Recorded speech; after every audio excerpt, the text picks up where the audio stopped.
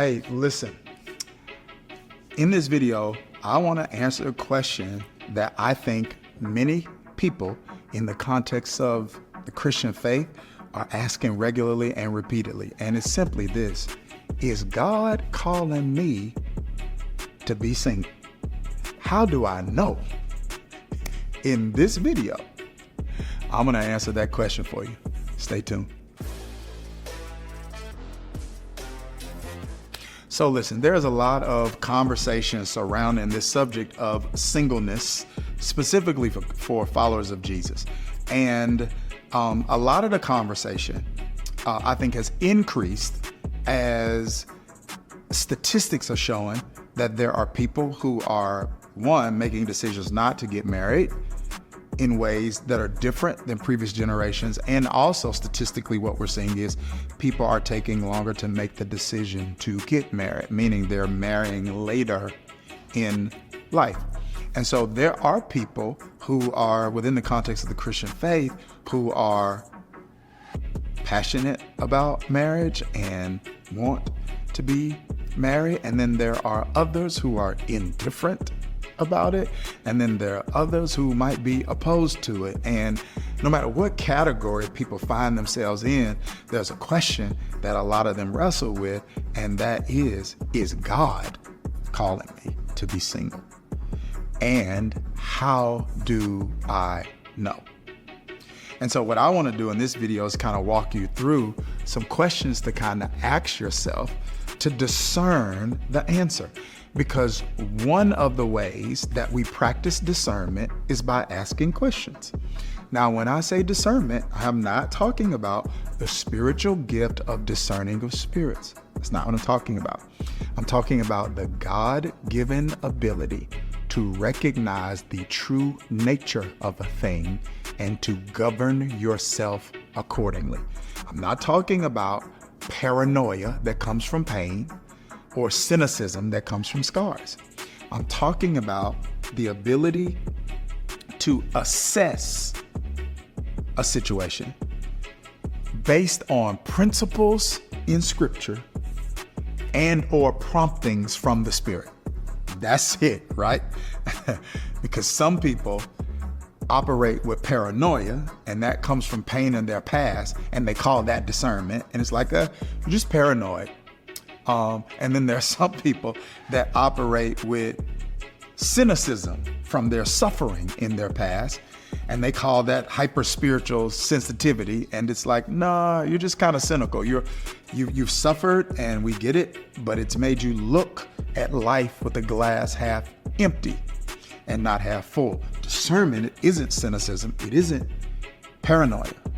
It is the God-given ability to recognize the true nature of a thing and to govern yourself accordingly. And that recognition comes through the pages of Scripture.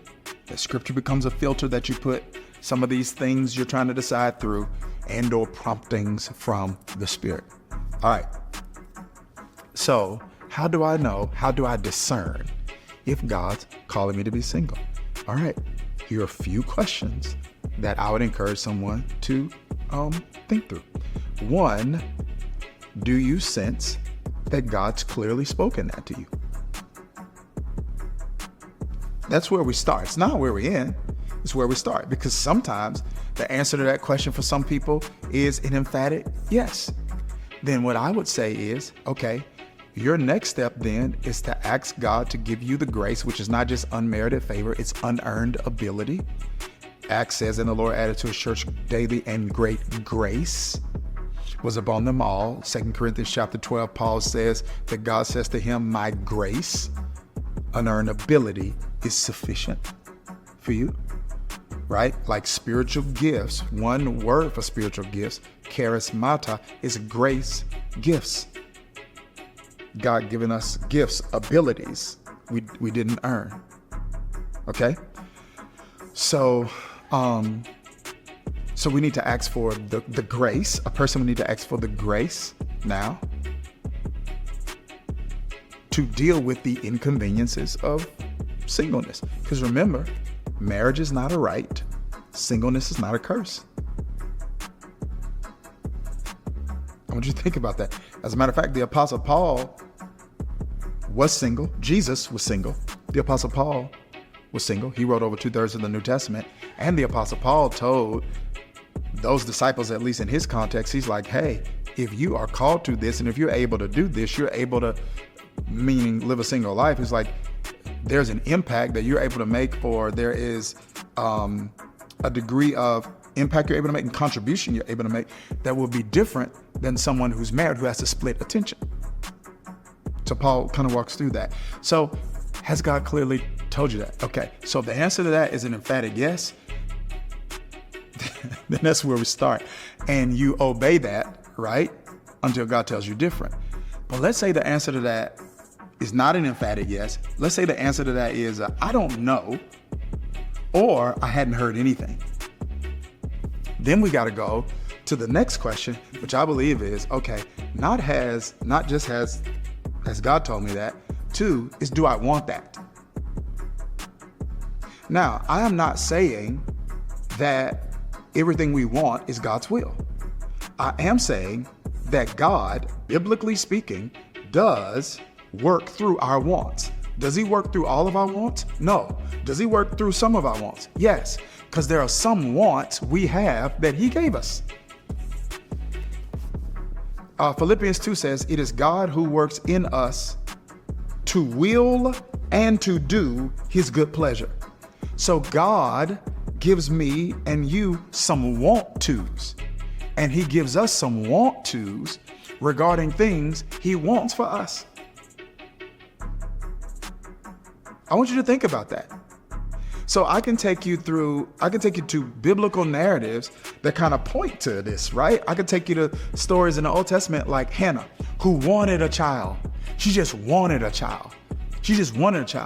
And she could not shake this relentless, incessant desire to give birth to a child. And she made God a promise. She said, if you give me a child, I'm going to give this child back to you. I want you to think about that. That was a want to. Now, did God use that want to? 100%. Because who did she give birth to? She gave birth to Samuel. She wanted a baby. Israel needed a judge, a civil and spiritual leader. That's who Samuel was. Think about that. So God is at work sometimes through our wants. I'm not saying he gives us everything we want and everything we want is God. I know the heart's deceitful. Who can know it? Yet at the same time, God doesn't always give me desires of my heart in terms of the thing my heart wants, but he will give my heart what to want. I want to impact people in ministry. I want to write books that change people's lives. I'm creating this content for you right now because I want to. And you know what? There are some people who don't want this. They have no desire at all to be sitting in front of a camera talking the way that I'm talking.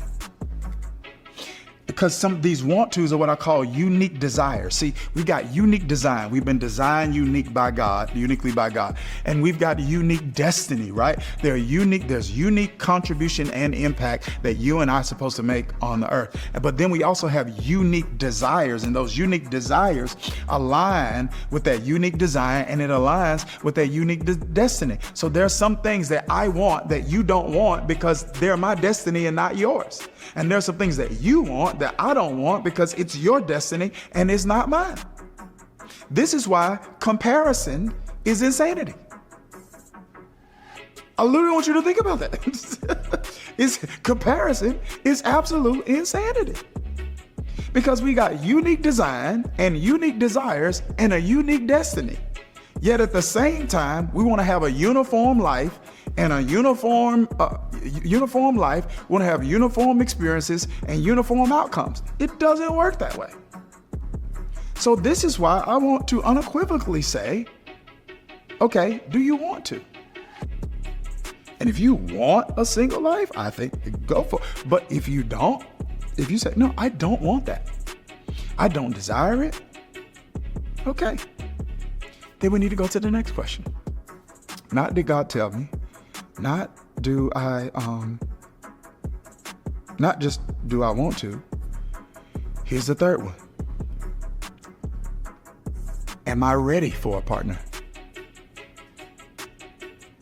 Like when I really think of it, like, okay, because if I'm not ready, a person may not be called to singleness forever, but they may be called to singleness in a season. Am I ready? That means, when I say, am I ready? Are you emotionally and spiritually? Now, that's not the only areas, but primarily, are you emotionally and spiritually at a place of health that you can properly steward relationship with another person? Can you handle them without injuring them? Would it be unwise for God to send them to you now? In other words, I'm asking, are you ready? Here's the way one leader put it. Are you the person that the person you are looking for is looking for? And if not, you may not be called to singleness forever. You may be called to singleness in this season. And then here's the last and final question I would encourage someone to ask is, can I live a single life ethically? So I say that very clearly because that is a very specific issue that Paul addresses when he's dealing with this issue of singleness in Corinthians. He's like, hey, some of you cannot, you got desires, you got urges, the way you built, the way you are wired, the single life is not for you. And he's like, for you, it is better for you to marry than to burn with passion. That's what he means. It's better marry than to burn.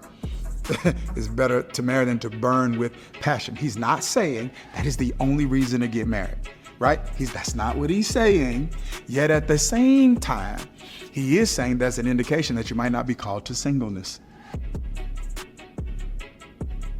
And so what I encourage you to do is to walk yourself through that particular framework.